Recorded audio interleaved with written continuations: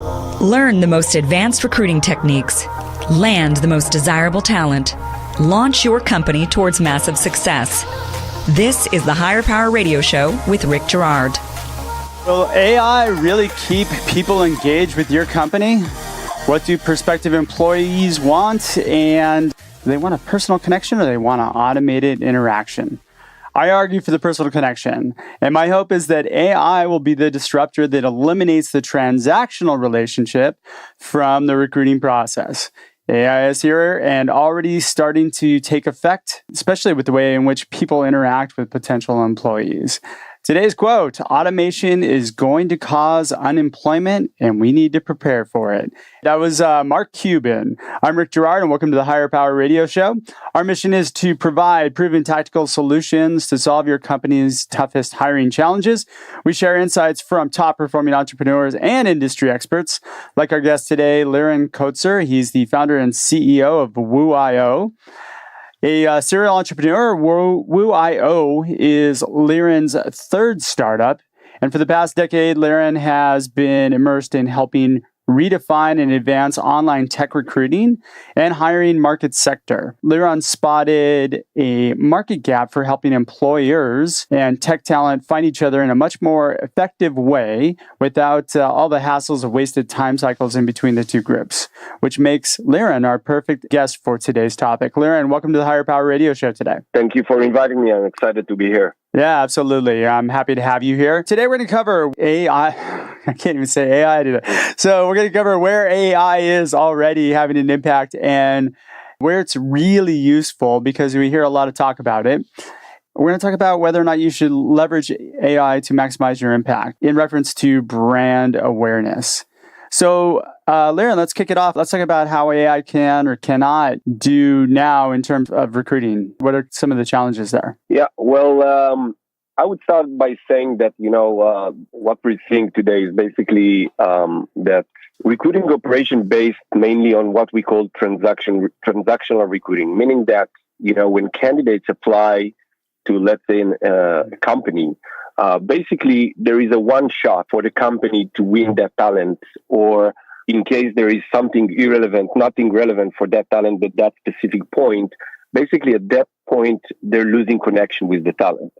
And wait, are you talking about once they interview them and they let them go, they're losing connection with them? Exactly. Okay. It can be whether they interview them or maybe, it's someone that just postgraduate and, the company has nothing to offer them, but they still apply to the company because they thought there is something interesting about this company. Sure. And they want to find if there is anything for them, right? So at the root of this is really the fact that it's transactional by nature. Just recruiting in general is transactional by nature. Exactly. Yeah. And the problem that it caused is from the two sides. One is that the company is always, like the recruiting operation of the company is always focusing on how they're getting what we call fresh blood, meaning new candidates all the time, new stream of candidates in order to fulfill that position. That's quite tough mission. And on the other side, there is the talent, which eventually getting one chance with the company and then they losing connection.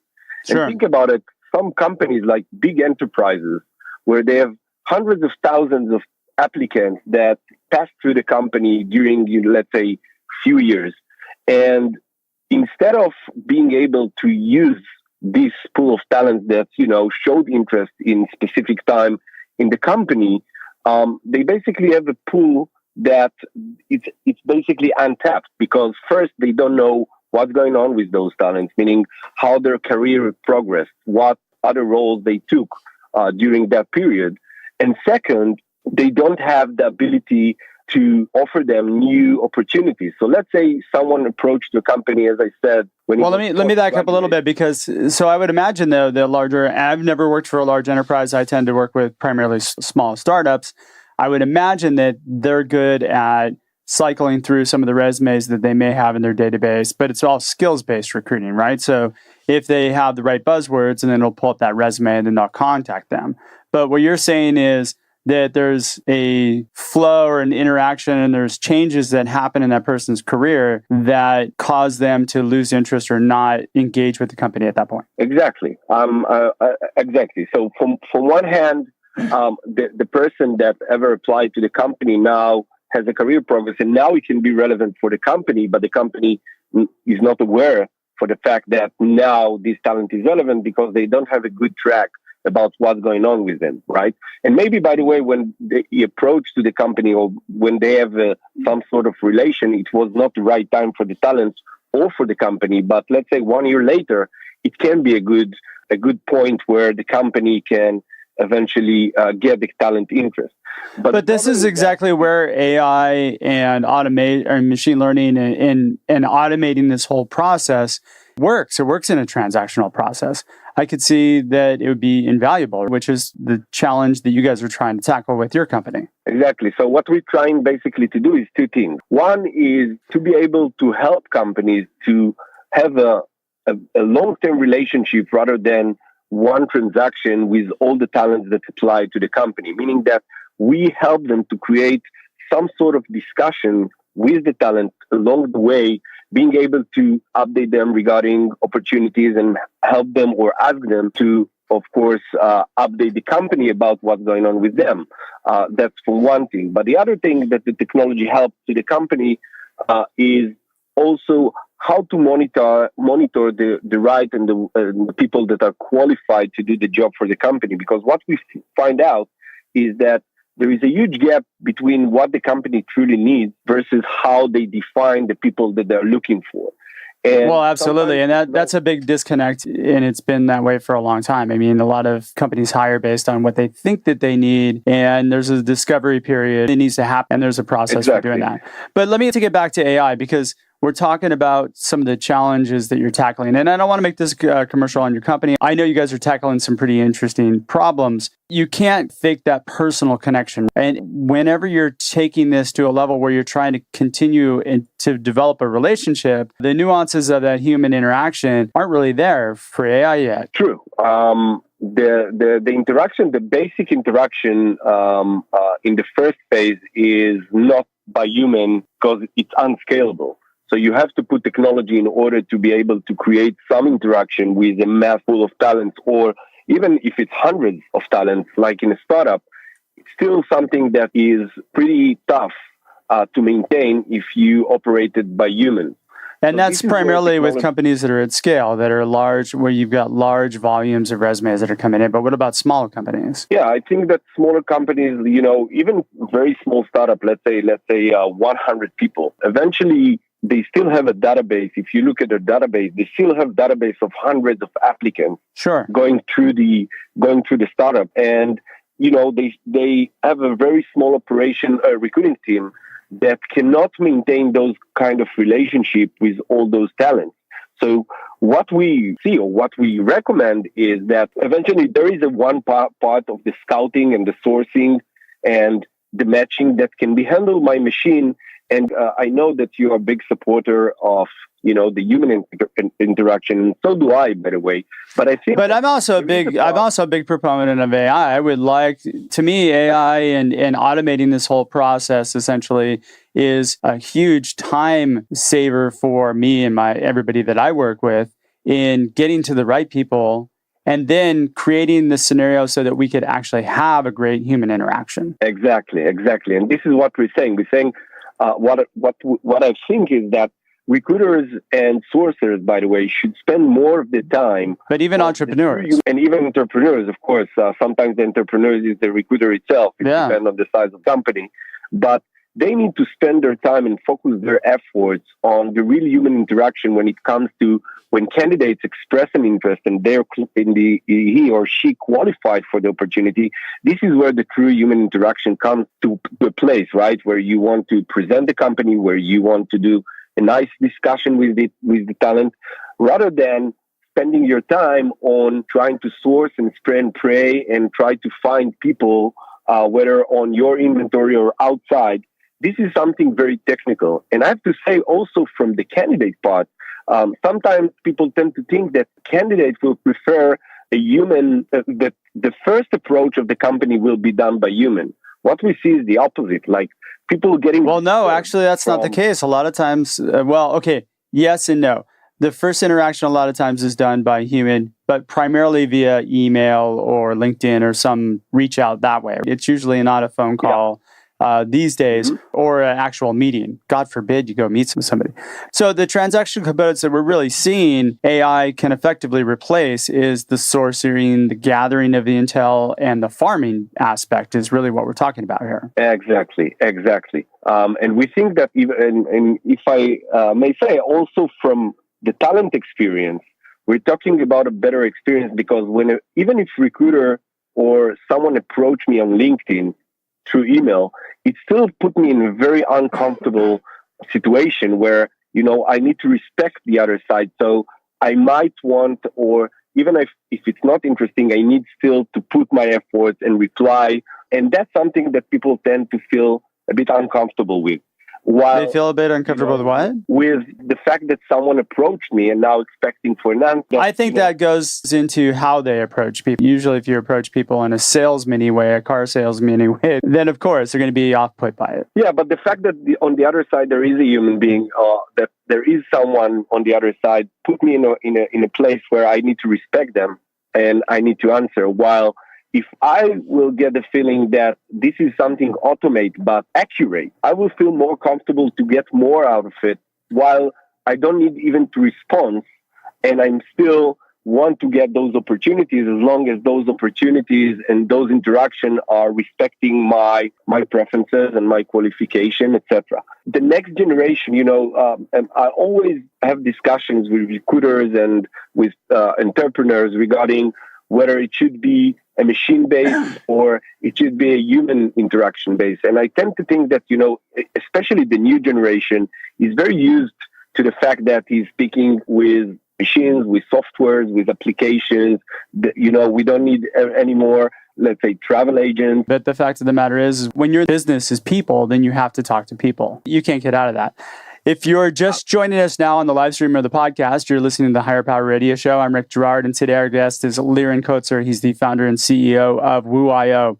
So we're talking about AI. So really, the only two functioning areas where AI is starting to make an impact in recruiting is the transactional components, which we talked about, which is sourcing, gathering intel, and primarily the farming, and then some of the process. True. Okay. So what part of the process are you guys tackling? Well, we try to be focused mainly on the sourcing part, whether it's on the sourcing and the nurturing, meaning that basically what we're trying to understand from one hand is what considered a good match.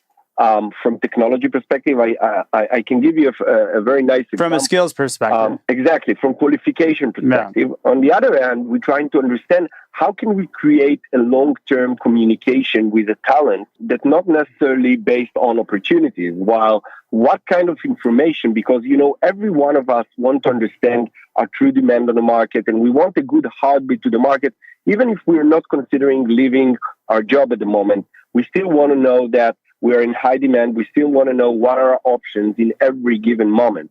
And, technology can serve it very well because it's scalable and it's low, like it's much more possible.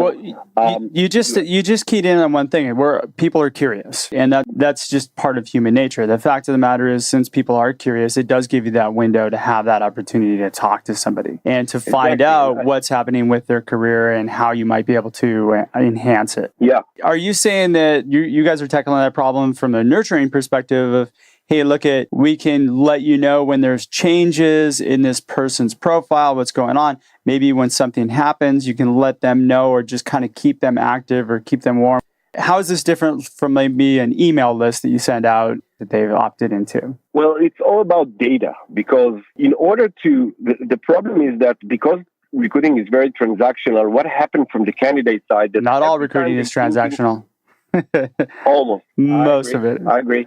Most of it. But from the candidate experience, it's very poor experience because every time they're thinking about maybe switching a job, they basically starting all over again. Nobody know them. Nobody know their preferences. Nobody know what happened with them and what they want. So it's pushed them away. Like eventually they starting to look for a job in a very, very late stage where they, let's say, don't want to go to the office anymore. And it shouldn't be like this, because think about, Well, it shouldn't be, but 71% of the U.S. population is disengaged in their current role. So, I mean, it shouldn't be like that. Employers should do a much better job, but unfortunately, that's the raw truth. It is. People are looking. People are open to exploring their options, especially when you catch them at the right time. Exactly. And this is what exactly we're giving them as a technology. The fact is that we keep the information very fresh about them, and we know in every given moment what's going on with them, what their preferences, are they satisfied with their current job. That gives us enough data to use our technology to give them good insights. I will give you... Let me stop because I want you to explain that to me. So you're monitoring that person. Once they make it into my system, you're monitoring that person to let me know of any changes or any activity that could be construed as, hey, I might be open to looking right now. Yeah, because they tell us what exactly going on with them, and if they change their preferences or if they want to shift to a new technology or to a new role. Wait, how are they telling you? Because we keep a long-term relationship with them all the time. We give them insights. We give them some feedback regarding their demand. They use us, by the way, also for, let's say, internal negotiation. We got some letters to our support where say, I went to my boss. I asked for a salary raise, and my boss thought that in my kind of experience, I'm not deserving that raise. And I went to... Wait, they're just giving you that information? Or how are you extracting that or getting that information from somebody who's in the system? Is it because they've opted into the system and their candidates are actually the ones who are being monitored? Or is it me as the client? Let's say I'm a recruiting firm and I've got people in your system. How are you gathering that intel from them? Well, we're basically asking them, and they incentivize to provide us this information because they know that if their information will be updated, they will get a better insight and a better opportunities that fit to the things that they truly want and they qualify for. This is why they feel more comfortable with providing this information as long as they're getting value for that information. That's what makes this long-term relationship. So the value that they're getting out of the platform is primarily the fact that they're able to get targeted things that are presented to them based on what they want out of their career. And they're qualified for one hand, and on the other hand, they're getting a lot of insights regarding, their demand and their value and how much they should value themselves. But how do you know if somebody's qualified? Okay, so that's a good question. This is exactly where the major part of the technology, because to understand that someone is qualified is pretty complicated, because, recruiting is not a 0-1 game. It's a very, not at all. Nuanced game. And so where it becomes very tricky, especially in tech or something like that, is that there's a lot of transferable skills. They may be looking for somebody who does X, but the fact that they've been working on Y is very transferable. Exactly. So and this is where, there is a big gap between what companies need versus how they define their needs. And I can give you, for example, there is a company that asks for someone with, let's say, 5 years of experience, a true situation, 5 years of experience. And, the technology eventually scouts for them someone with 1 year of experience. And when the hiring manager looked at the profile and say, okay, officially this guy only worked for 1 year, the reason the technology eventually approached this guy is because this guy eventually put for the... it's analyzing the data of the work that they've done then? Yeah. For example, you're going to GitHub. If you contributor in GitHub for 5 years, and you contribute in the exact technologies that this company is looking for, eventually you have 5 years of great experience. And that's not in your resume, but from skill perspective, you're qualified. And this is exactly where technology can get in, where humans find it really hard because, it requires much more time to go to the open source and look what kind of open source project you contribute and how many people use this project and what their feedback, and all these kind of things are how to be digested by a human being versus technology. Those skills are always used as a screening tool as opposed to an opt-in. So a lot of people use that as a reason why not to call people. That's where the misjustice is, especially in recruiting, is the fact that a resume doesn't really tell you everything.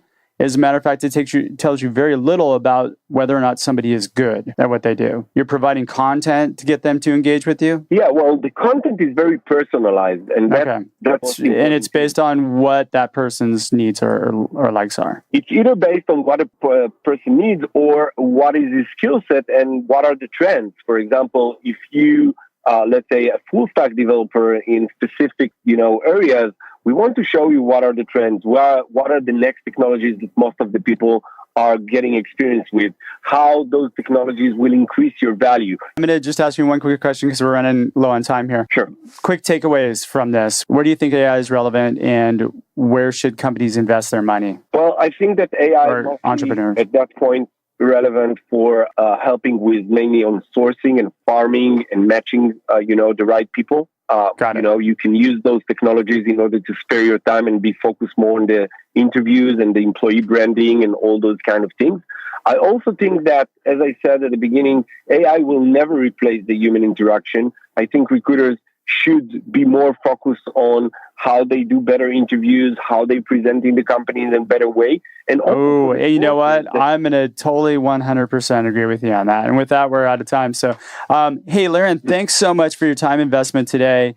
And I want to welcome you to the Higher Power Radio community. Now, what's the best way for members of our community to reach you? I'm always available on my email. It's Liran, Liran, @woo.io. And that's WOO.io. WOO.io, exactly. Yep. And of course, you can find me on LinkedIn. I will be happy to chat. Perfect. All right. I want to thank our listening audience for tuning into this week's episode of Higher Power. A quick thanks to our team, our engineer, Paul Roberts, our producers, Andrea Ballin, Shanti Ryle, and Ayla Gerard.